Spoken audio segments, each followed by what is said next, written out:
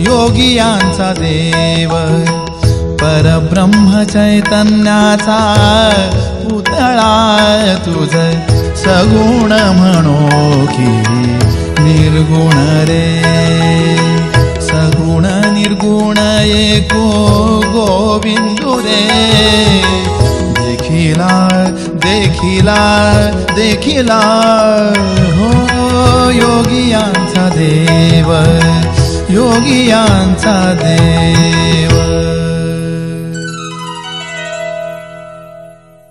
नमस्कार. योगियांचा देव या अभंग मालिकेत मी अपर्णा निमकर आपणा सर्वांचं मनापासून स्वागत करते. वारकरी संप्रदायातील संतांचे सांगीतिक योगदान किती यावर आता बोलत आहेत अझीम खान. 18 पुराणांच्या वेदविद्येचे ज्ञान संस्कृत भाषेतून अवतरले हे सर्वांना माहीतच आहे. सामगानाच्या माध्यमाने भक्ती उपासनेच्या मार्गाचा आद्य काळातच प्रारंभ झाला. अगदी तंतोतंत 12व्या शतकात ज्ञानेश्वरीच्या 18 अध्यायातून वेदविद्येचेच ज्ञान पुनश्च एकदा प्रकटले. तेही ज्ञानेश्वर महाराजांच्या मुखातून. बोली भाषा मराठीतून रागदारी संगीताचा आधार असलेल्या ओवी प्रबंध नामक गीत प्रकाराच्या माध्यमाने संगीतमय भक्ती मार्गाचा प्रारंभ झाला. ओवी प्रबंध नामक गीताचा उल्लेख संत ज्ञानेश्वर महाराज यांनी ज्ञानेश्वरीच्या 10व्या अध्यायात नमूद केलेला आहे. तरी अनुवादलो धीटपणे ते उपसाही जोजी आता अपुलेनी कृपा प्रसादे मिया भगवत गीता ओवी प्रबंधे पूर्वखंड विनोदे वाखाणिले.